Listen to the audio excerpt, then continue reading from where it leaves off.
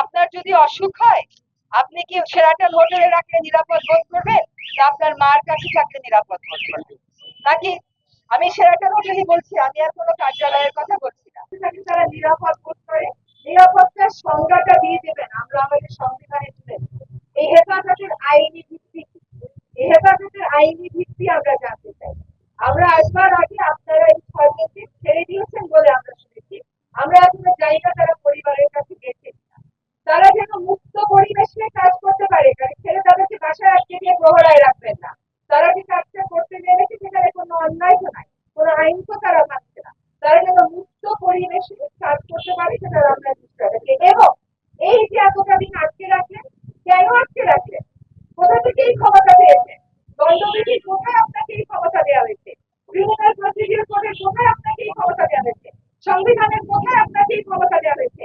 আমরা কিন্তু ওই ছয়জনকে আপনারা দুটা গাড়ি করে নিয়ে গেছেন শুনবার পরেও এসেছি, কারণ এই সমস্ত প্রথার একেবারে চিরতরে অবসান হতে হবে। আমরা দেশের নাগরিকেরা দাসপথ দিয়ে এই নাগরিকতা থাকবো না।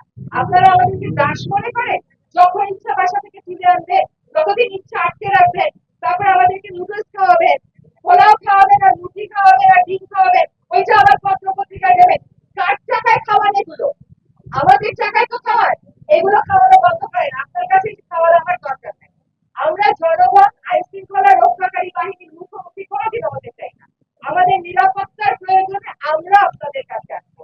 আপনারা আমরা অনিরাপদ, এই গায়ের দিয়ে একটা আওয়াজ কোথা থেকে পেয়ে গিয়ে আমাদেরকে বাসা থেকে তুলে আনবেন, এই আইন কিন্তু আপনাদেরকে দেওয়া হয় নাই, এই ক্ষমতা আপনাদেরকে দেওয়া হয় নাই।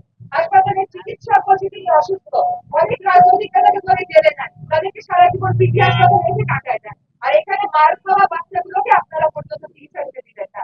এইরকম আইন শৃঙ্খলা বাহিনী কিন্তু আমরা চাই না। আমরা চাই সেরকম আইন শৃঙ্খলা বাহিনী যারা আমাদের কথা শুনবে। আজকে রাস্তার ওই পারে দাঁড়িয়ে অনেক আইন শৃঙ্খলা রক্ষাকারী ভাইরা আমাদের কথা শুনবে। আগামীকাল আমি একটা কাজের জন্য আপনার কাছে আসবো, আপনি আমাকে সেই সেবা দিবেন তো? আপনারা বাংলাদেশ পুলিশ হবেন, আপনারা Awami League police, BNP police, জাতীয় পার্টি পুলিশ হবেন না। আপনারা বাংলাদেশ পুলিশ হবেন। এটাই আমরা চাই। আমরা খুশি হই নাই যে আপনারা তাদেরকে গাড়ি দিয়ে পাঠিয়ে দিয়েছেন, আমরা একটু করে স্বস্তি পেয়েছি।